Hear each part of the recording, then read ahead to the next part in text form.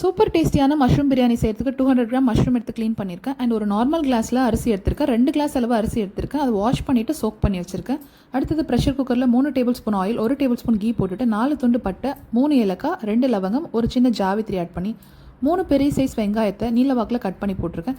இதில் தேவையான அளவு கல்லுப்பு ஆட் பண்ணி நல்லா வதக்கிக்கோங்க. இந்த ஸ்டேஜில் 1 டேபிள் ஸ்பூன் இஞ்சி பூண்டு பேஸ்ட், 4 முழு பச்சை மிளகாய் அண்ட் ஒரு கை புதினா, அதில் பாதி கொத்தமல்லி அண்ட் 2 பெரிய சைஸ் தக்காளி இதெல்லாம் போட்டு நல்லா ரா ஃப்ளேவர் போகிற அளவுக்கு வதக்கிட்டு, பட்டாணி ஆப்ஷனல் தான் இருந்தால் ஆட் பண்ணிக்கோங்க. அண்ட் தேவையான அளவு மஞ்சத்தூள் போட்டுட்டு ரெட் சில்லி பவுடர் வந்து 1/4 டீஸ்பூன் போடுறேன். அண்ட் க்ளீன் பண்ண மஷ்ரூம் இதெல்லாம் போட்டு நல்லா மிக்ஸ் பண்ணிவிட்டு கரம் மசாலா 1/4 டீஸ்பூன் ஆட் பண்ணிக்கோங்க. அண்ட் நான் தண்ணிக்கு பதிலாக தேங்காய் பால் ஆட் பண்ணுறேன். ஸோ அது டேஸ்ட்டாக இருக்கும். ஸோ ஒரு கிளாஸ் ரைஸுக்கு அதே கிளாஸில் 1.5 கிளாஸ் வந்து நீங்கள் தண்ணியோ தேங்காய் பாலோ ஆட் பண்ணிக்கலாம். நான் 1.5 கிளாஸ் வச்சுருக்கேன். ஸோ டோட்டலாக 2 கிளாஸ் ரைஸுக்கு 3 கிளாஸ் அளவு தேங்காய் பால் ஆட் பண்ணிவிட்டு அது கொதிக்கும் பொழுது ரைஸை போட்டுட்டு குக்கரை மூடிடுங்க.